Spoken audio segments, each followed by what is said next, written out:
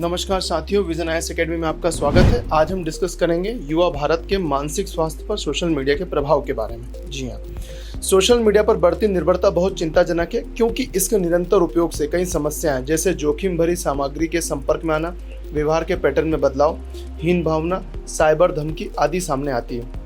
विश्व स्वास्थ्य संगठन द्वारा मानसिक स्वास्थ्य को अच्छी सेहत की स्थिति के रूप में परिभाषित किया गया है, जिसमें एक व्यक्ति अपनी क्षमताओं का एहसास कराता है, जीवन के सामान्य तनाव का सामना कर सकता है, उत्पादक रूप से काम कर सकता है और अपने समुदाय में योगदान करने में सक्षम होता है। मानसिक स्वास्थ्य संबंधित कई समस्याएं हो सकती हैं जिन पर प्रकाश डाला सकता है, लेकिन उनमें से निम्नलिखित समस्याएं सबसे महत्वपूर्ण है। नंबर 1, अवसाद। यूनिसेफ के अनुसार 15 से 24 वर्ष की आयु के 7 में से एक भारतीय अवसादग्रस्त महसूस करता है। अवसाद यानी डिप्रेशन, आत्मसम्मान की कमी, खराब एकाग्रता और अन्य दुर्भावनापूर्ण लक्षणों से जुड़ा होता है, और यह संचार, बोलबाल में कठिनाइयों, काम करने में विफलता या उत्पादक रूप से अध्ययन करने, मादक द्रव्यों के सेवन और दुरुपयोग के जोखिम के साथ साथ आत्मघाती विचारों को जन्म दे सकता है। अवसाद के इस व्यापक स्तर पर प्रसार के लिए प्रमुख जोखिम कारकों में से एक सोशल मीडिया भी है। इंटरनेट व्यक्तित्व, बॉडी डिस्मॉर्फिया। आधुनिक समय में हर कोई खूबसूरत दिखना चाहता है, नाना प्रकार के ब्यूटी प्रोडक्ट्स का इस्तेमाल करते हैं। इसके बावजूद कुछ लोग मन मुताबिक खूबसूरत नहीं दिख पाते हैं। इससे उनके मन में कुंठा पैदा होने लगती है और विकार में तब्दील हो जाता है। इस विकार को बॉडी डिस्मॉर्फिक डिसऑर्डर कहते हैं। इस विकार में व्यक्ति हर समय शरीर के केवल उस अंग या दोष के बारे में सोचता है जो उसके मन के मुताबिक नहीं है। यह युवा लोगों में आम है और पिछले कुछ वर्षों में इसमें बहुत लगातार वृद्धि हो रही है। नंबर 3, सामाजिकरण का अभाव। सोशल मीडिया के अत्यधिक इस्तेमाल से अन्य काम जो आपके मानसिक स्वास्थ्य को लाभ पहुंचा सकते हैं, जैसे व्यक्तिगत रूप से दूसरों के साथ जुड़ना, प्रकृति में समय बिताना और अपना ख्याल रखना आदि को करने के लिए समय नहीं बचता है। समाधान या सुझाव।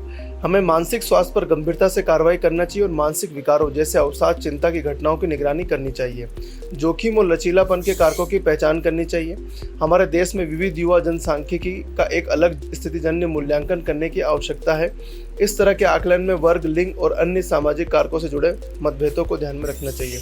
शारीरिक व्यायाम और ध्यान के साथ परिवार, स्कूलों और पेशेवर स्थानों में सामाजिकरण पर ध्यान देने की आवश्यकता है। आइए हम खुद को प्रकृति और प्राकृतिक चीज़ों के करीब लाएं।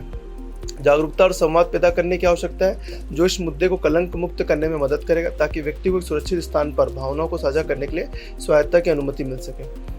अनुभवजन्य साक्ष्य, दृढ़ राजनीतिक इच्छा शक्ति, सामाजिक समावेश और मानसिक स्वास्थ्य साक्षरता, जीवंत मीडिया और एक उत्तरदायी कॉर्पोरेट क्षेत्र के साथ साथ नवीन तकनीकी और क्राउड सोर्सिंग पर आधारित व्यवहारिक सरकारी नीतियां इस उदासीनता को कम कर सकती हैं। सरकारी पहलें, संवैधानिक प्रावधान, स्वास्थ्य का अधिकार, मानसिक स्वास्थ्य देखभाल सहित संविधान के अनुच्छेद 21 के तहत एक मौलिक अधिकार है।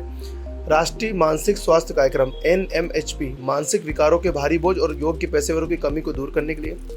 मानसिक स्वास्थ्य देखभाल अधिनियम 2017, यह अधिनियम प्रत्येक प्रभावित व्यक्ति को मानसिक स्वास्थ्य देखभाल और सरकार द्वारा संचालित या वित्त पोषित सेवाओं से उपचार की गारंटी देता है। किरण हेल्पलाइन, सामाजिक न्याय और अधिकारिता मंत्रालय 2020 ने 24x7 टोल फ्री हेल्पलाइन शुरू की है। धन्यवाद साथियों।